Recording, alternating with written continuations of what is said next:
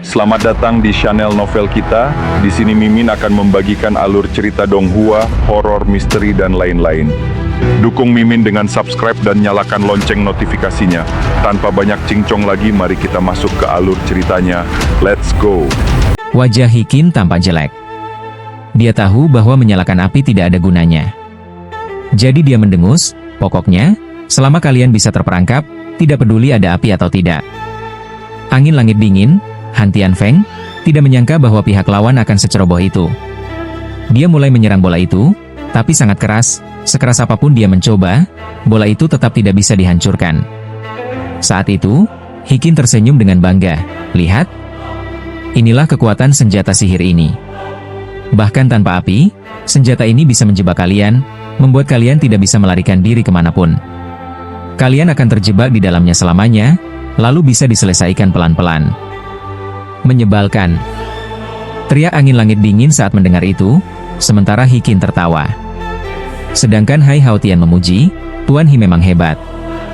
Mendengar ini, Hikin sangat puas, sementara Lin Tian tersenyum, hanya senjata sihir kecil seperti itu, apa pantas dibanggakan? Hikin menatap Lin Tian dengan tatapan meremehkan sambil tertawa. Apa maksudmu senjata kecil, bocah?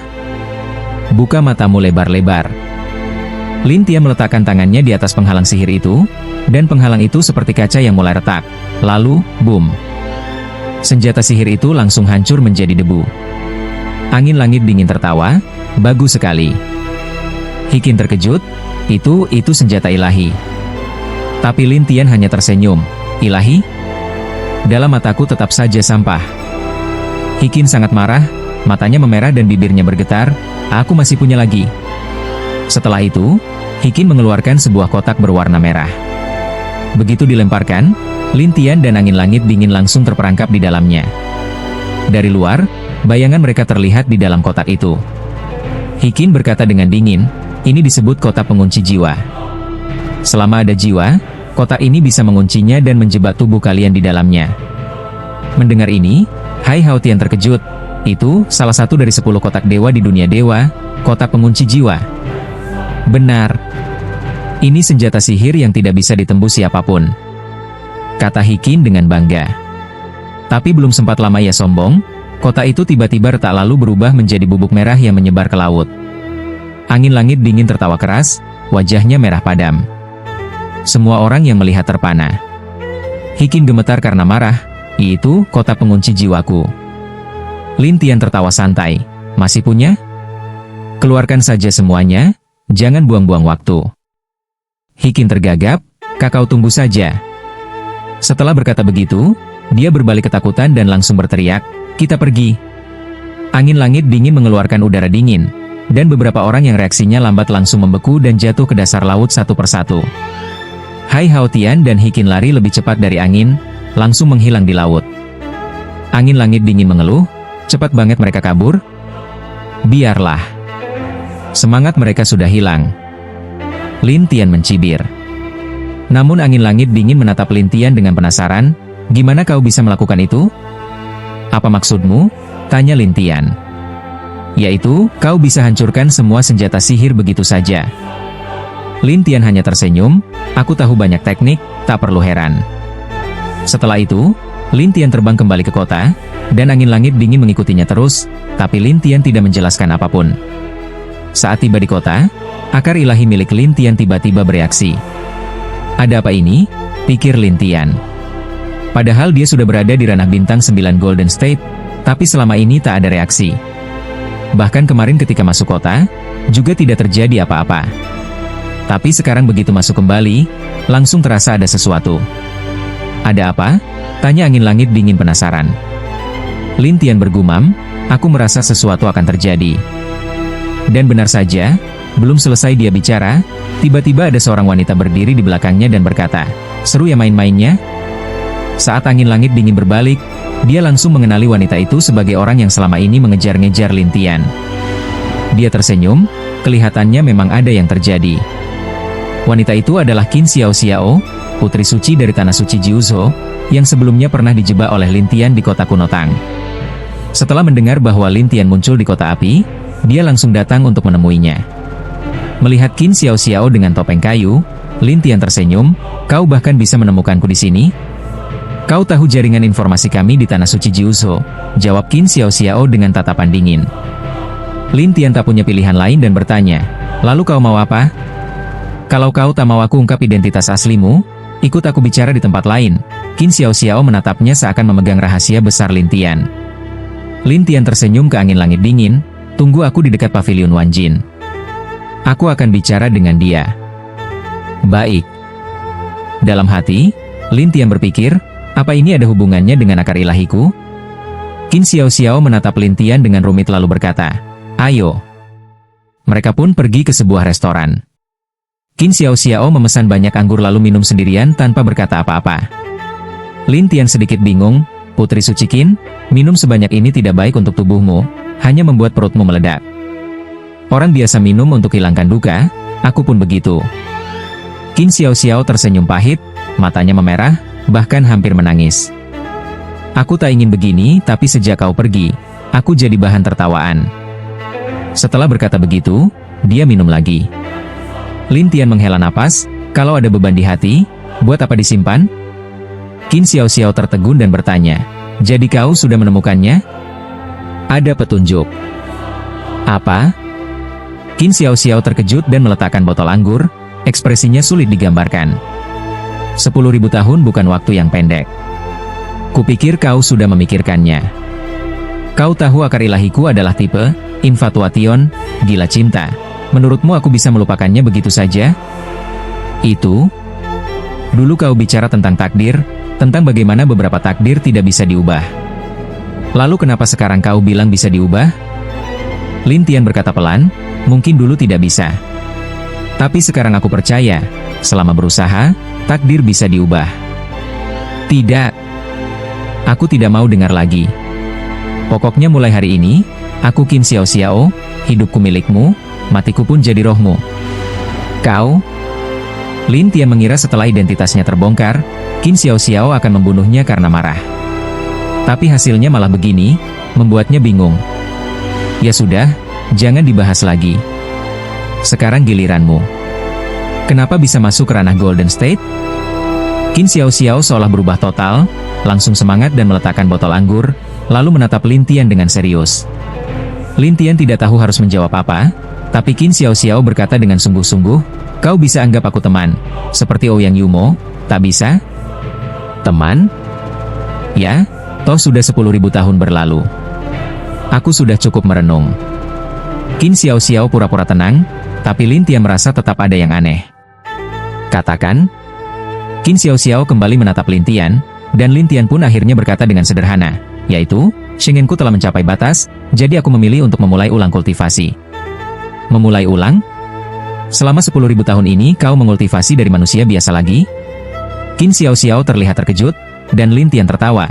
Sebenarnya, hampir 10.000 tahun kuhabiskan untuk kultivasi. Qin Xiao bertanya ragu. Oh? Jadi sebelumnya kau berada di dunia dewa?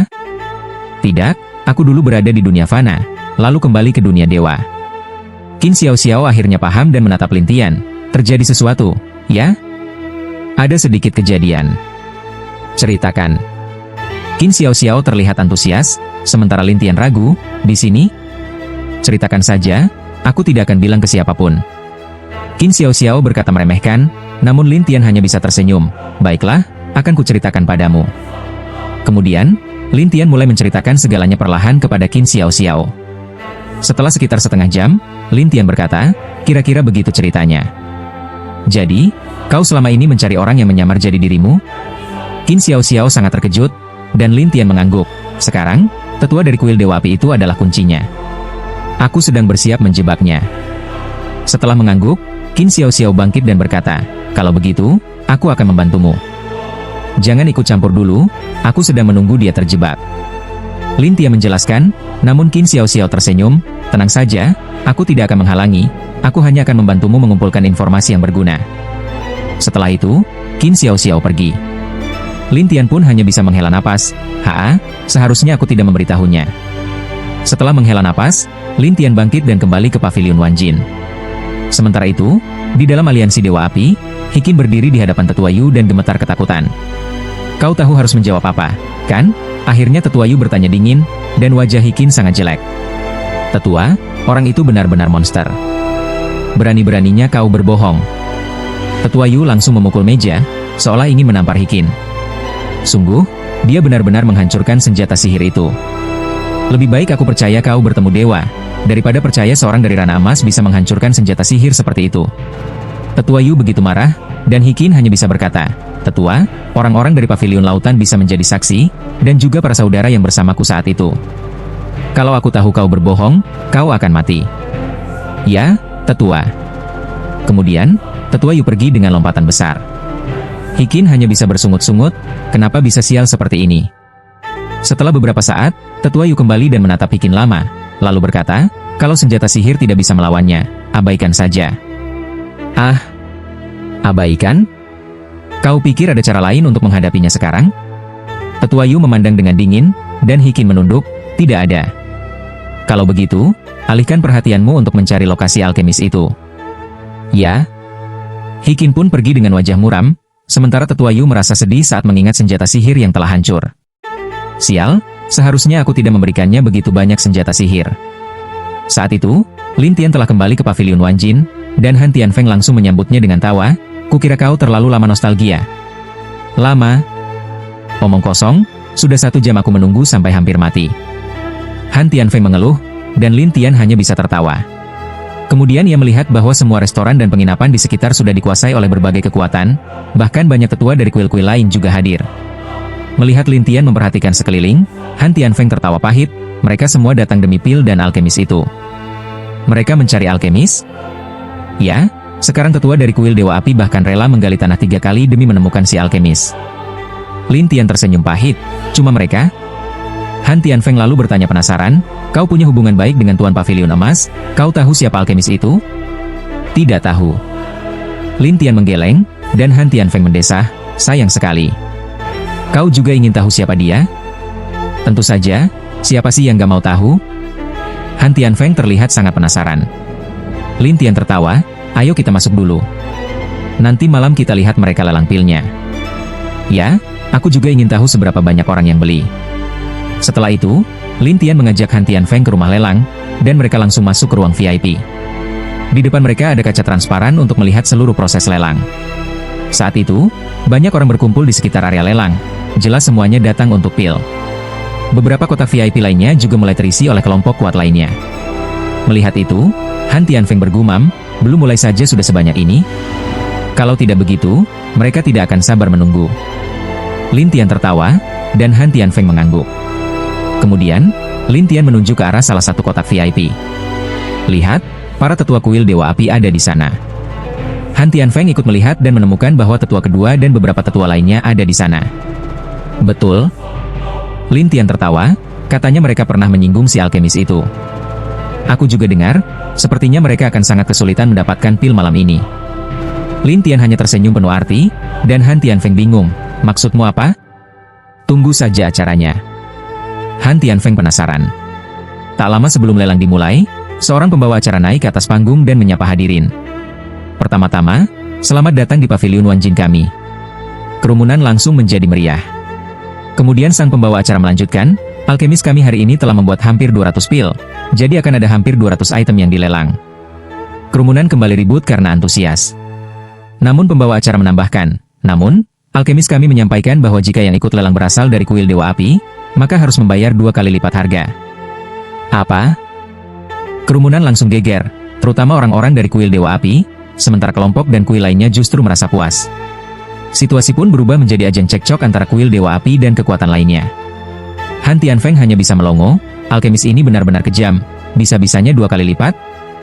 2 kali lipat, itu berarti bisa sampai 60 miliar, kan? Lin Tian tertawa, dan Han Tianfeng sampai ternganga, 60 miliar? Kau tidak takut bangkrut? Itu semua milik Paviliun Raja, tidak masalah. Lin Tian tertawa, dan Han Tianfeng akhirnya merasa lega, serem banget. Sementara itu, di kotak lain, tetua kedua dari kuil Dewa Api menguap dan berkata, kalian juga dengar, kan? Tetua-tetua lain sudah sangat kesal, tapi tetua kedua langsung mengambil simbol transmisi dan memberitahu tetua utama tentang hal ini. Saat sesepuh dari kuil Dewa Api mendengar tentang hal ini, ia segera pergi dan buru-buru datang dari kuil. lelang di pasar pelelangan dimulai sesuai jadwal. Namun, karena perlakuan khusus terhadap kuil api, bagian dari pil untuk kuil tersebut belum tersedia sampai sesepuh itu datang dan berdiri di arena lelang, melepaskan aura kuat. Banyak orang menoleh dan melihat sesepuh dari kuil Dewa Api muncul di pintu, tetapi Jin Huan Sui, air ajaib emas, pun muncul. "Bukankah itu sesepuh api dari kuil Dewa Api?" tanya Jin sambil tersenyum. "Namaku Tua Api, Huoshu," jawab sesepuh itu dengan serius, dan Jin Huan Sui pun tersenyum. "Sesepuh Huoshu, ada urusan apa? Dobel harga untuk kami? Apa maksudmu? Apa ini menyasar kuil api kami?" Sesepuh Huoshu marah. Jin Huan Sui pun tetap tersenyum. "Begini, alkemis kami punya sedikit masalah dengan kalian, jadi dia menyarankan hal itu kepada kami di pavilion emas, dan hanya dengan itu dia mau menjual pilnya." Begitu kata-kata itu keluar, semua orang langsung membicarakannya, terutama soal alkemis misterius dan kuil api. Banyak orang bersorak diam-diam, "Lihat, kuil api sendiri yang cari gara-gara." "Iya, memang salah sendiri memprovokasi orang. Aku ingin bertemu dengannya." "Maaf, dia tidak ingin bertemu siapapun dari kuil api kalian." Jin Huan Sui mengejek sesepuh Huoshu. "Apa maksudmu?" tanya Huoshu marah. "Sesepuh Huoshu, kami juga punya hubungan kerja sama dengan dia. Kalau kami biarkan kalian bertemu dengannya, bagaimana kami bisa lanjut kerja sama?" Jin Huan Sui tetap tersenyum santai. Sesepuh Huoshu pun menggeram, "Percaya nggak, aku akan hancurkan tempat ini." "Itu berarti kau menantang pavilion emas secara terbuka. Aku rasa pavilion kami tidak akan tinggal diam." Jin Huan Sui tetap tersenyum menatapnya. Sesepuh Huoshu sangat marah dan ingin menyerang, tapi sesepuh kedua segera mendekat dan membisikkan, "Sesepuh, jangan gegabah. HMPH, kita pergi." Sesepuh Huoshu pun pergi dengan para pengikutnya, sementara Jin Huan Sui menertawakan, "Kapan saja, kalian boleh kembali." Sesepuh Huoshu sangat kesal dan meninggalkan arena, lalu masuk ke koridor. "Sesepuh, siapa yang akan bertanggung jawab atas kerugian kita?" Sesepuh kedua mengeluh, dan sesepuh lainnya pun tampak kecewa. Sesepuh Huoshu menatap mereka dengan marah. "Kenapa? Kalian pikir aku salah?" Semua terdiam, tak ada yang berani bicara. Bagaimanapun, sesepuh Huoshu telah mencapai tingkat dewa sebanyak 81 kali, hampir mencapai pencerahan penuh. Tak ada yang berani macam-macam. Melihat semua terdiam, sesepuh Huoshu menatap nama tempat lelang, pavilion emas. "Sesepuh, sekarang bagaimana rencananya?" tanya sesepuh kedua, penasaran. Sesepuh Huoshu mengerutkan dahi, "Menurutmu aku bisa apa? Bagaimana kalau kita temui kepala pavilion dan minta dia bicara pada alkemis itu? Katakan kalau kita ingin berdamai." "Berdamai? Maksudmu aku harus merendah?" Sesepuh kedua membujuk, "Sesepuh, hanya dengan berpura-pura damai, kita bisa bertemu dengannya, lalu cari tahu siapa dia sebenarnya." "Oh, jadi kau maksudkan kita pura-pura berdamai, setelah tahu identitasnya baru kita rencanakan sesuatu?" "Ya, ini bukan damai sungguhan. Kita cuma ingin tahu siapa dia, agar bisa menyusun strategi." Mata sesepuh Huoshu berkilat penuh siasat. "Baik, aku akan menulis surat permintaan maaf. Kau bawa ke kepala pavilion dan sampaikan pada alkemis itu." "Baik." Sesudah itu, sesepuh Huoshu menulis surat permintaan maaf dan menyerahkannya pada dua sesepuh untuk diberikan pada Jin Huan Sui. Saat Jin menerima surat itu, dia tampak terkejut, dan dua sesepuh pun berkata sambil tersenyum, "Lihat, Tuan Pavilion, sesepuh kami tidak ingin bermusuhan lagi. Ia ingin minta maaf langsung dan berharap alkemis itu bisa memaafkan kami. Aku harus tanya padanya dulu." "Baik, kami menginap di penginapan dekat sini. Kapanpun dia mau, tinggal beritahu kami." Lalu kedua sesepuh itu pergi. Saat itu Lin Tian masih di dalam ruangan pribadi bersama Han Tianfeng, ngobrol soal malam itu. Siapa sih sebenarnya alkemis itu? Gila banget, bisa bikin para sesepuh kuil api kalang kabut. Han Tianfeng masih terpukau dengan kejadian barusan. "Mereka sendiri yang cari masalah," jawab Lin Tian tanpa simpati. Tapi Han Tianfeng tampak memikirkan sesuatu. "Bukannya kau mau menyelidiki tentang naga api di Gunung Kuil Api?" "Ya, kenapa?" "Ini kesempatanmu." "Oh, jelaskan." Han Tianfeng tersenyum. "Kau kan akrab dengan kepala pavilion ini, dan dia dekat dengan alkemis itu. Kau bisa pakai kesempatan ini untuk mendekati alkemisnya. Minta bantuannya untuk dapat info soal kuil api. Kurasa itu bisa mempermudah pencarianmu. Lin Tian pun tersenyum mendengar ide itu, dan Han Tianfeng penasaran, kenapa senyum-senyum? Nanti kupikirkan, jawab Lin Tian sambil tertawa kecil, lalu berdiri. Kau mau kemana? Tanya Han Tianfeng. Mau bicara sama kepala pavilion. Langsung gitu aja? Han Tianfeng terheran-heran. Lin Tian pun pergi ke ruang rahasia menemui kepala pavilion dan menyerahkan suratnya. Kedua sesepuh dari kuil api bilang mereka ingin berdamai, dan menyuruhku menyampaikan surat ini padamu. Oh, begitukah? Lin Tian tersenyum aneh, membuka surat itu dan melihat isinya penuh permintaan maaf serta undangan sebagai tamu kehormatan, bahkan dijanjikan hadiah besar. Tapi Lin Tian langsung menghancurkan surat itu. Jin Huansui terkejut, Tuan Lin, kenapa Anda? Beritahu dua sesepuh itu, bahwa alkemis akan menunggu sesepuh Wushu di hutan celah di wilayah kuil api. Jika mereka benar-benar ingin meminta maaf, temuilah dia di sana. Aku akan muncul di sana. Setelah berkata demikian, Lin Tian pun pergi. Jin Huansui langsung mengirim orang ke penginapan terdekat. Di sana, sesepuh Wushu dan para sesepuh lainnya masih menunggu, sampai seseorang berkata, kepala pavilion emas datang. Semua langsung bersiap. Sesepuh Wushu tersenyum kaku, Tuan, Anda datang. Tuan Wushu, ya, saya datang. Jin Huansui tersenyum, dan sesepuh Wushu ikut tersenyum kikuk. Saya tidak marah lagi. Bagus, kata Jin Huansui sambil tersenyum. Lalu sesepuh kedua bertanya, apa kata alkemis? Aku sudah menunjukkan suratnya. Dia bilang, kalau kalian sungguh-sungguh, datanglah ke hutan celah di wilayah kuil api. Dia akan menunggu di sana. Apa? Hutan celah? Semua langsung terkejut. Jin Huansui berkata, ya, itu pesannya. Kalau kalian tulus, pergilah. Kalau tidak, anggap saja aku tidak pernah bicara apa-apa. Ketika sesepuh kedua mendengar ini, dia segera berkata dengan hormat, jika memang tulus, kita harus pergi. Baiklah, aku akan pergi dulu. Pokoknya, aku sudah menyampaikannya. Jin Huansui tersenyum, berbalik dan pergi. Setelah orang-orang mengantarnya pergi, mereka langsung mulai berbicara dengan penuh semangat. Tapi wajah tua Wushu tampak muram.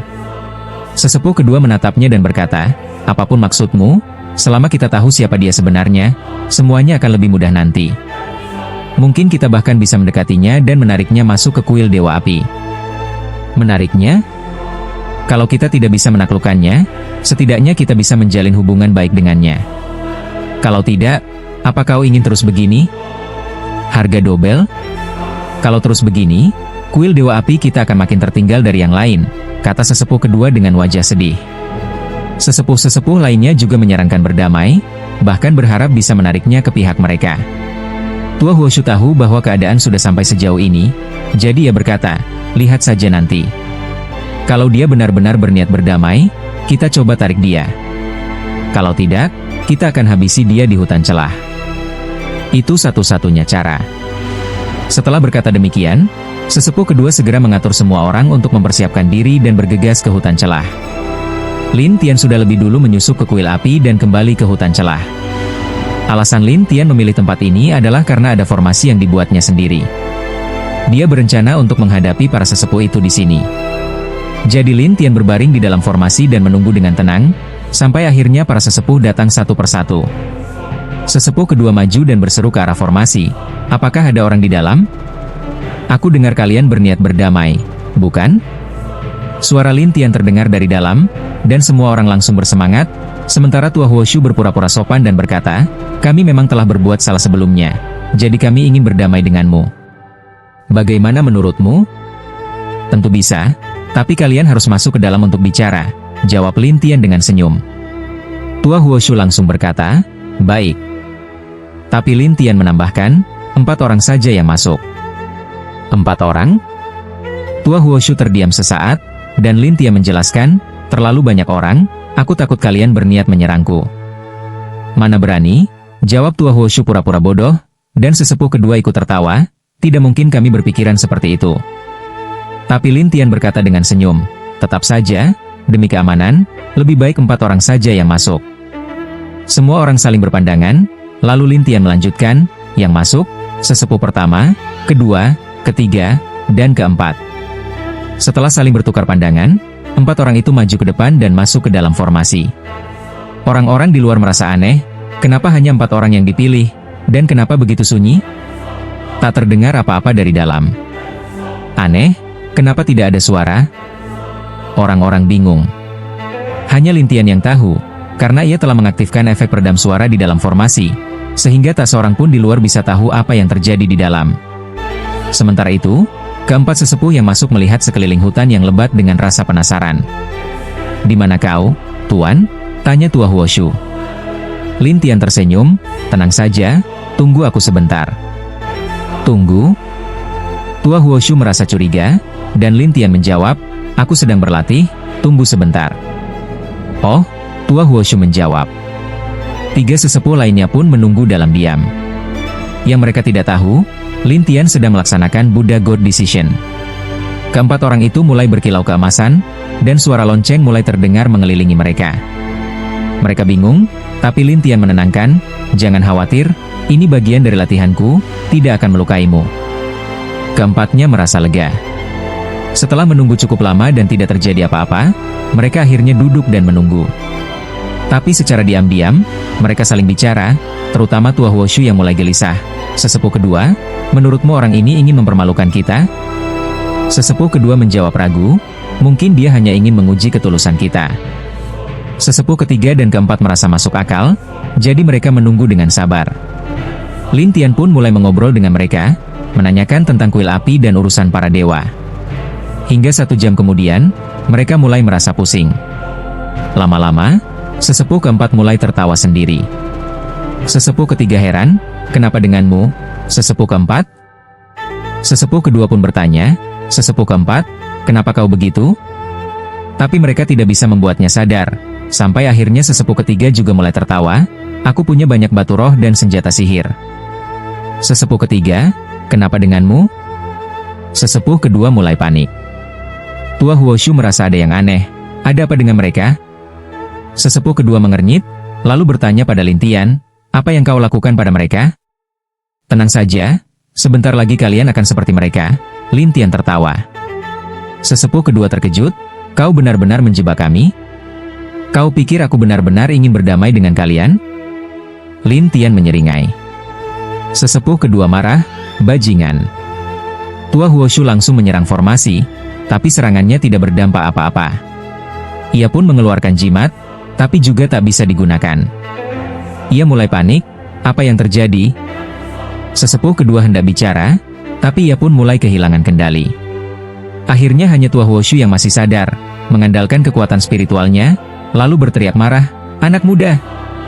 Katakan, apa maumu?" "Aku ingin menjebak kalian dulu," jawab Lin Tian sambil tertawa. "Kau bermimpi."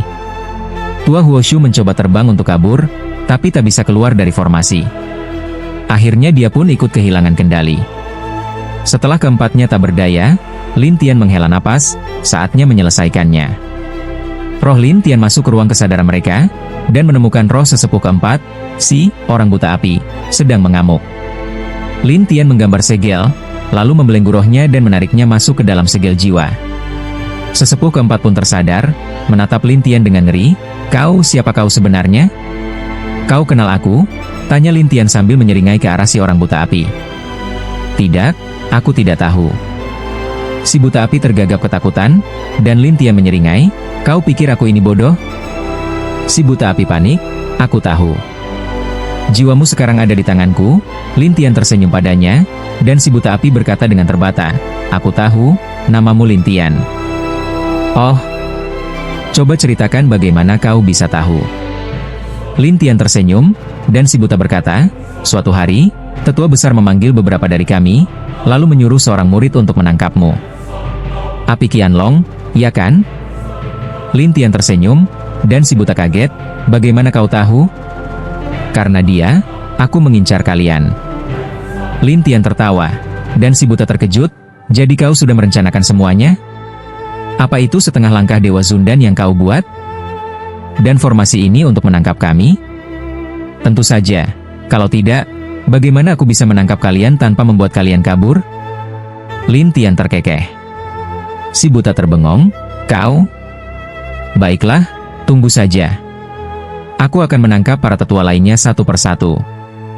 Lin Tian tertawa jahat, lalu keluar dari tubuh si buta dan pergi ke ruang kesadaran si tetua ketiga, Huo Fugui. Saat ini, Huo Fugui masih bermimpi memiliki banyak batu roh. Ketika Lin Tian berhasil mengendalikan jiwanya dan kembali ke alam sadar, wajah Huo Fugui ketakutan. Lin Tian, sepertinya kau juga mengenalku. Lin Tian menyeringai, tapi Huo Fugui buru-buru berkata, bukan kami yang ingin mencelakaimu, itu tetua besar. Dia yang menyuruh murid-muridnya untuk menyerangmu. Ia segera mencoba membela diri. Lin Tian tertawa, tenang, nanti kalian berempat tinggal dengarkan saja. Lalu Lin Tian masuk lagi ke tubuh tetua kedua, si Huo Slep. Dia tampak tertidur, tapi kadang tertawa kecil. Saat Lin Tian masuk ke dalam segel jiwanya, ia terbangun dan menatap Lin Tian dengan tak percaya. Ternyata kau. Tetua kedua, kabarmu baik? Lin Tian tersenyum, dan si Huo Slep berkata, aku tak pernah menyangka kau adalah alkemis itu. Aku bahkan harus berterima kasih padamu. Terima kasih? Suatu hari aku pergi ke pasar gelap kuil api untuk mencari informasi, menghabiskan banyak batu roh demi tahu tentang api Qianlong. Kau menjawab bahwa dia memiliki 4 guru. Tak kusangka, kau adalah gurunya. Jadi kau yang waktu itu. Si Huo Slep sangat terkejut, dan Lin Tian berkata sambil tersenyum, ingat sekarang? Setiap hari ada banyak yang tanya macam-macam, aku tak pernah curiga padamu. Wajah si Huo Slep tampak kesal. Baiklah, saatnya bertemu dengan tetua besar. Lin Tian pun pergi ke arah tetua pertama. Saat itu, si tetua besar, Huo Shu, masih mengamuk, menyerang ke segala arah, sampai Lin Tian berhasil menguasai jiwanya, lalu berdiri di hadapannya. Kenal aku, kan? Lin Tian. Huo Shu menatap tajam, dan Lin Tian menyeringai. Kaget? Jadi kaulah alkemis itu. Kalau bukan aku, siapa lagi? Lin Tian tertawa, dan si Huo Shu melongo, ternyata kami semua ditipu. Aku bahkan pernah menyelinap ke tempat pelatihanmu dan hampir ketahuan olehmu. Ya, aku ingat hari itu kau menyelinap. Si Huo Shu terlihat menyesal, kalau saja aku menyelidikimu lebih dalam. Sudahlah. Sekarang, mari bicara soal siapa yang menyuruhmu menyerangku, tanya Lin Tian. Para tetua lain sudah memberitahumu, tanya si Huo Shu sambil menatap Lin Tian penuh arti. Ya, katanya suatu hari kau mengumpulkan semua tetua dan menyuruh api Qianlong mencariku. Lin Tian berkata. Si Huo Shu menggertakkan gigi, itu perintah kepala suku. Dia memberiku gambar orang yang harus ditangkap, dan itu adalah dirimu. Dia juga memberitahuku namamu dan di mana kau berada. Oh, di mana kepala suku itu sekarang? Kepala suku belum muncul selama hampir 10.000 tahun. Jika ada masalah, ia hanya mengirim pesan suara atau sinyal khusus. Tapi mencarinya lebih susah dari ke surga. Lin Tian bertanya dengan tajam, jadi, kalau aku mau mencarinya, tidak mungkin ketemu? Benar. Si Huo Shu menghela napas. Lin Tian mencurigai, kau tak berbohong padaku, kan? Jiwaku sudah di tanganmu. Menurutmu, aku masih bisa bohong? Si Huo Shu terlihat sangat depresi, tak pernah membayangkan dirinya akan berada dalam posisi ini. Lin Tian pun keluar dari ruang kesadarannya, dan kini keempat orang itu menatap Lin Tian dengan aneh. Lin Tian menyilangkan tangan di belakang punggung. Jadi, kalian benar-benar tak tahu di mana kepala suku kalian? Keempatnya menggeleng. Lin Tian termenung, apa petunjuknya terputus lagi?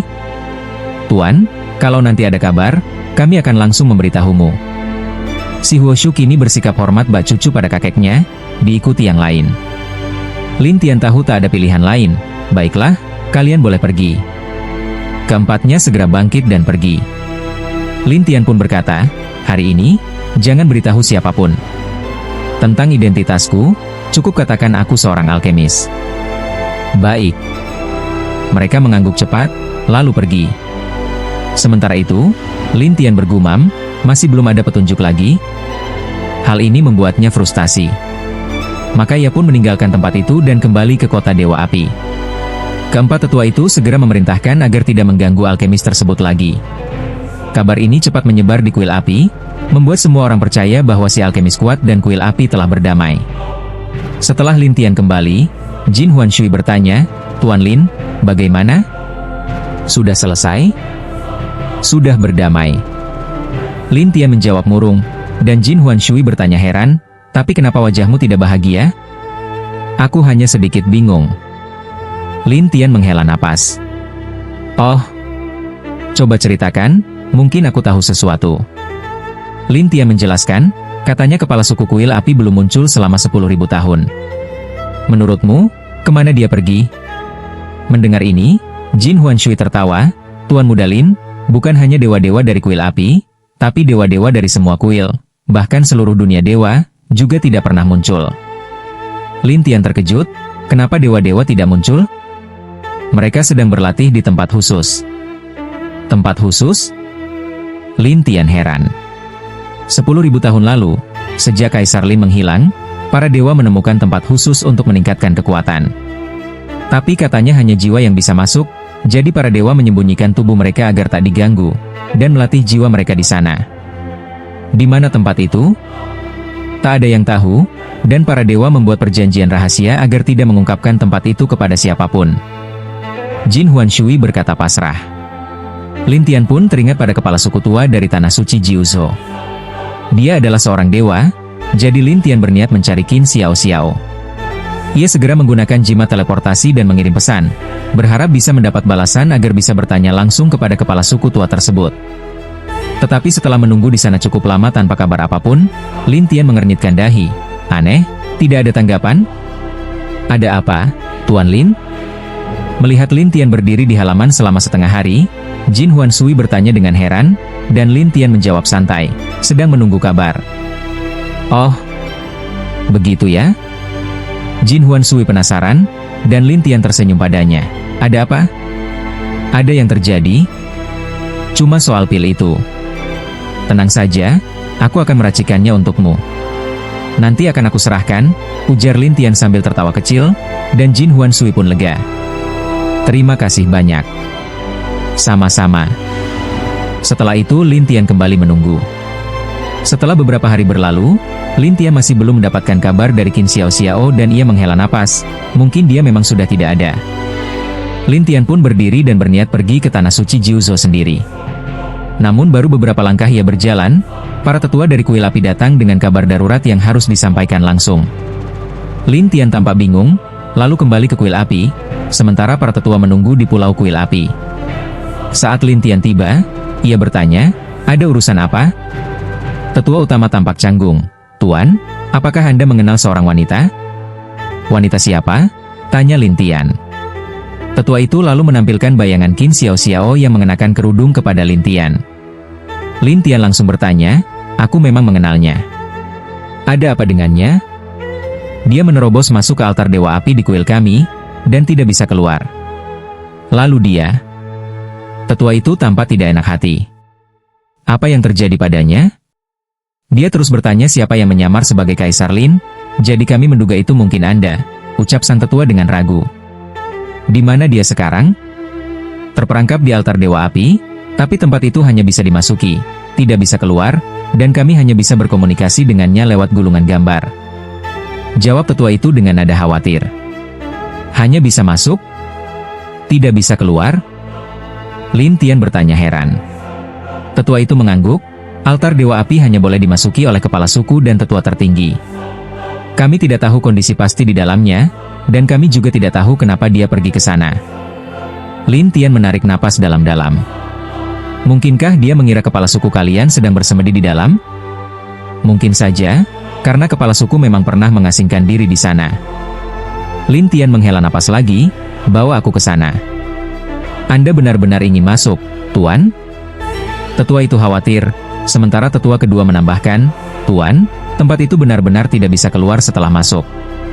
Aku tidak peduli dengan formasi atau hutan retakan milik kuil api kalian. Menurutmu, apa ada yang bisa menghentikanku?" tanya Lin Tian dengan santai. Tetua itu ragu-ragu, dan tiga tetua lainnya saling pandang. Lin Tian pun berkata, "Ayo, kita pergi." Baik. Keempatnya pun bersama-sama membawa Lin Tian, hingga akhirnya tiba di sebuah gua. Di luar gua terdapat sebuah batu besar bertuliskan, Altar Dewa Api, dengan huruf merah menyala.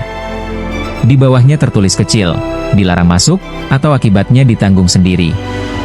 Setelah melihatnya sekilas, Lin Tian langsung masuk ke dalam gua, dan sebuah pusaran muncul di hadapannya. "Tuan, ini dia tempatnya," tapi tetua itu masih ragu, dan Lin Tian bertanya, "Mana lukisannya?" Tetua itu mengeluarkan sebuah gambar, memperlihatkan Qin Xiao Xiao yang terjebak di area gelap. "Lihat, dia terjebak di kamar kecil tak jauh dari pintu masuk altar Dewa Api." Tetua itu menunjuk bagian gambar. Lin Tian mengangguk. "Aku mengerti." Kemudian ia langsung melompat ke pusaran tersebut. Empat tetua terkejut, tapi tak berani berkata apapun. Mereka hanya bisa menunggu di sana. Bagi Lin Tian, tidak ada yang perlu ditakutkan. Begitu masuk, dia langsung melihat sebuah formasi bercahaya. Namun baginya, formasi itu seperti ilusi saja. Ia langsung menemukan Qin Xiao Xiao yang terjebak di dalam dan tengah menyerang ke segala arah. Saat Lin Tian muncul, Qin Xiao Xiao terkejut, "Kenapa kamu ada di sini?" "Kalau aku tidak datang, kamu mungkin terjebak di sini selamanya," ujar Lin Tian pasrah. Qin Xiao Xiao merasa bersalah. "Maaf. Kamu tidak menerima jimat suara yang aku kirim?" tanya Lin Tian. "Kamu kirim sesuatu?" Qin Xiao Xiao bingung. Lin Tian melihat sekeliling dan berkata, "Sepertinya segala komunikasi terblokir di sini." Qin Xiao Xiao bertanya, "Bagaimana kamu tahu aku di sini?" "Aku menangkap beberapa tetua. Mereka yang memberitahuku kalau kamu di sini," jawab Lin Tian sambil memandangnya penuh arti. "Maaf. Aku tidak bisa membantumu, malah membuatmu khawatir," ujar Qin Xiao Xiao. "Sudahlah. Bagaimana kamu bisa tahu tempat ini?" Qin Xiao Xiao ragu-ragu, lalu berkata, "Aku datang ke kuil api dan jadi tetua kehormatan. Kemudian aku dengar bahwa ini tempat yang hanya bisa dimasuki kepala suku dan tetua tertinggi. Aku penasaran, jadi aku coba masuk. Ternyata begini hasilnya." Lin Tian mengernyit, "Kalau kamu benar-benar bertemu seseorang setingkat dewa, apa yang akan kamu lakukan?" "Aku?" Qin Xiao Xiao tidak bisa menjawab. Lin Tian menghela napas, "Aku tidak menyalahkanmu, tapi kamu mudah sekali menjerumuskan diri dalam bahaya. Aku seharusnya membiarkanmu saja." Qin Xiao Xiao membelakangi Lin Tian, merasa bersalah. Lin Tian menghela napas lagi. "Ayo, kita keluar dari sini. Kamu tidak mau tanya-tanya dulu tentang orang-orang di sini?" "Tidak ada siapa-siapa. Hanya formasi-formasi saja," jawab Lin Tian santai. "Benarkah?" "Benar." Qin Xiao Xiao pun ikut keluar bersama Lin Tian. Ketika mereka keluar, para tetua saling berpandangan dan tidak tahu harus berkata apa. Lin Tian berkata pada mereka, "Aku pergi dulu. Kalau ada perlu, nanti aku datang lagi." "Baik." Keempat tetua itu pun mengantar Lin Tian pergi. Qin Xiao Xiao merasa bersalah dan bergumam, "Kenapa aku bikin masalah terus?" Saat mereka berjalan, Lin Tian berkata pada Qin Xiao Xiao, "Aku dengar, para dewa itu mungkin sedang berlatih di tempat khusus. Sekarang mungkin hanya para dewa itu yang tahu tempat itu. Bisakah kamu tanyakan pada kepala suci yang tua itu?" "Kepala suci tua?" "Ya, kamu lebih dekat dengannya, dan para dewa di tanah suci Jiuzhou sepertinya juga sedang berlatih di tempat khusus." Qin Xiao Xiao mulai tenang dan menjawab, "Aku tidak tahu apakah mereka berlatih atau tidak, tapi kepala suci yang lama itu semuanya sedang tertidur. Mereka hanya tidur secara fisik, tapi mungkin rohnya tidak." Qin Xiao Xiao akhirnya mengerti. Di tanah suci Jiuzhou, ada gua para kepala suci. Di sana ada lebih dari 100 kepala suci, semuanya sedang tidur. Kepala suci yang lama hanya kadang berkomunikasi denganku melalui kesadaran, seperti terakhir kali saat dia melihatmu, itu hanya kesadarannya. Bagus. Berarti dia pasti tahu sesuatu. Lin Tian yakin kepala suci tua itu punya informasi. Qin Xiao Xiao memandang Lin Tian penasaran, "Jadi kamu ingin aku menanyakannya pada kepala suci yang lama tentang tempat latihan para dewa itu?" "Benar. Kalau begitu, aku akan tanya." Qin Xiao Xiao tampak senang karena bisa membantu, dan segera menggunakan jimat komunikasi. Tapi hasilnya, wajah Qin Xiao Xiao langsung berubah masam. "Kenapa bisa begini?" "Ada apa?" tanya Lin Tian. Ya, waktunya habis. Bersambung ya bos. Besok kita lanjut lagi, oke?